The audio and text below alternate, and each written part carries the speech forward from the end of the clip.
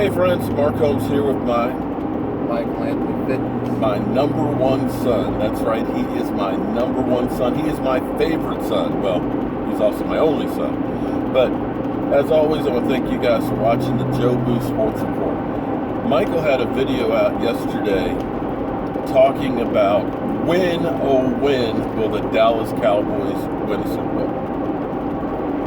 Michael, how do you feel?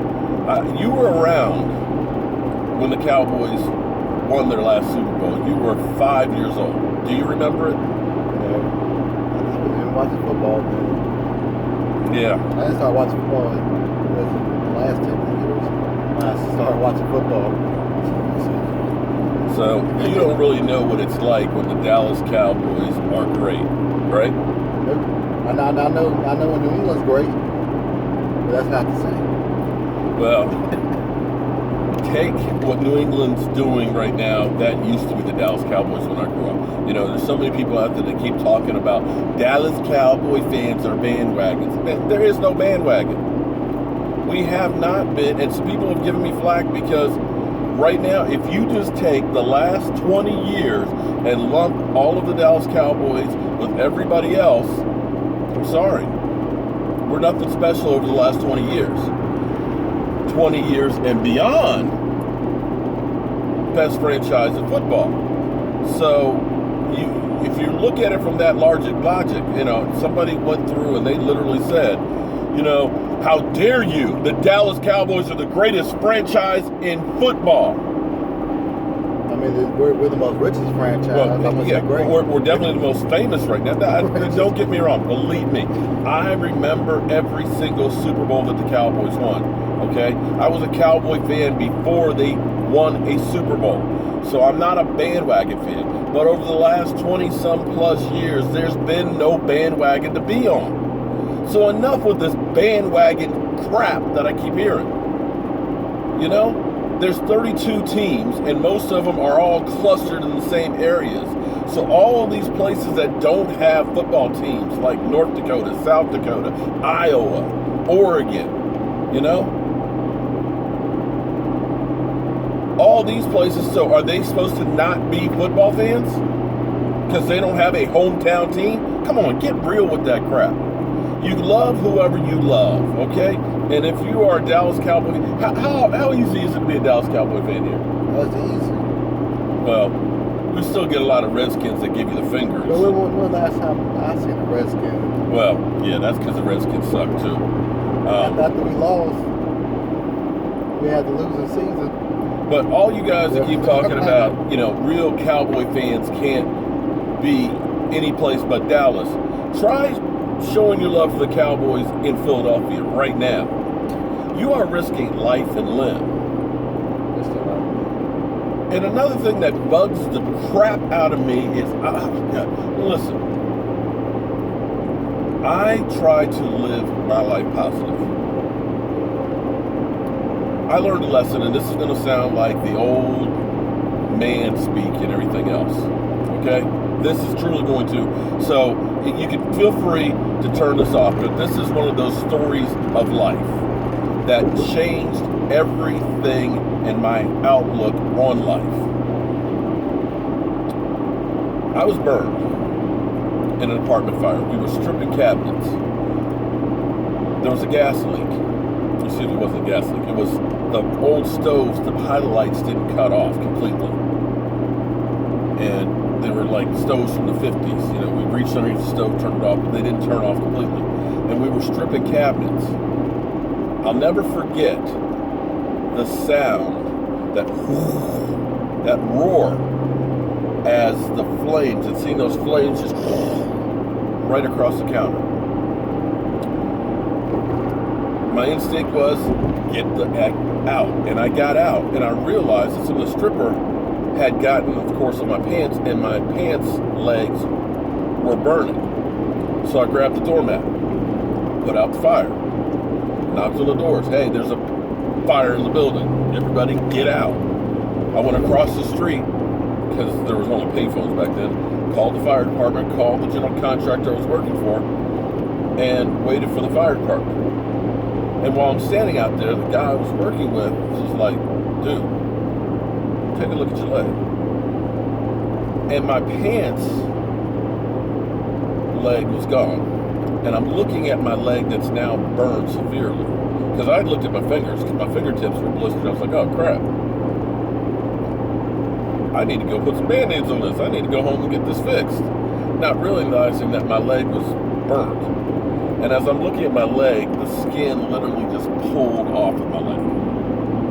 It was bad. I was in the hospital and had skin grafts done on my leg for 2 weeks. But I'm in the hospital, and I'm feeling sorry for myself. Oh my God, I've got a hideously scarred leg and everything else. But I kept hearing this moan that you will never forget. It literally sounded like it was coming from the grave. And I said to the nurse, I said, nurse, what's going on with that guy next door? They said, well, they didn't do him any favors. He was in a car explosion. And literally they brought him back from the dead. He's been in the hospital for 6 months. He's medicated as much as he can be medicated, and he'll forever be a burden on society, and there's nothing we can do. And I was thinking, boy, it's kind of cold the way she put it, but okay. But when you get burned, you know, they do the skin grafting and everything else, and they want you walking around as soon as possible, so that way you start getting the blood and stuff circulating. And I'd begun started that rehab a couple of days in after having the skin grafting. And another nurse had said, hey, Mark, why don't you stop by and see the guy next door? It turns out his name is Mark as well, and he had 2 kids. She said his family has written him off. They don't even come by and visit him anymore, and the only contact he has is with doctors and nurses. And I went by and I saw him. And his ears were completely burned off. He was burned over 90% of his body. His left hand was basically 2 nubs. And it was at that moment that I realized I was the luckiest person in the world. And what that taught me was, no matter how bad you think things are, there are millions of people that wish they only had your problems. So from that moment forward, I always tried to find the positive. Some of you guys out there, you just want to be negative Nellies. All you want to say is, we're not signing any big name free agents. Our team sucks. We got Jason Garrett. We got Jerry Jones. Blah, blah, blah, blah. Man, stop that shit. Stop being so freaking negative. We have not hit on a free agent in forever. We can't say there's a guy out there that made an impact and made a difference since Deion Sanders and Charles Hanley. Wake up and realize that over the last 2 seasons with a rookie quarterback, we are 22-10. As bad as that may seem, try being the freaking Cleveland Browns.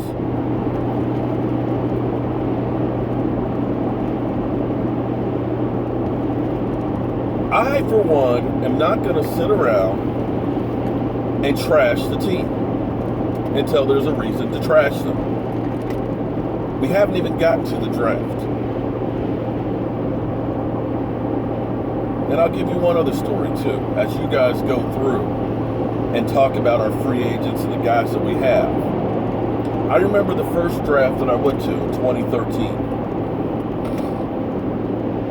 That's before it became the big deal. That was the first draft that they actually had fans could actually go to. It was in New York in Times Square. And I remember the Dallas Cowboys traded with San Francisco. So San Francisco would go up and take Eric Reed, I think it was. They drafted him. The Cowboys took their pick, and they drafted Travis Frederick, and they got their 3rd round draft pick, and they got Terrence Williams. And I remember all of the talking heads and everybody literally killing the Dallas Cowboys, saying, you made a trade to move back to get that guy? A guy you could have gotten in the 2nd round? A center? I even remember, like it was yesterday, Adam Schefter saying, well, the Cowboys traded back and drafted Travis Frederick. So there's that. Whether you like Terrence Williams or not, he was basically a freebie. Travis Frederick has been one of the best centers in football.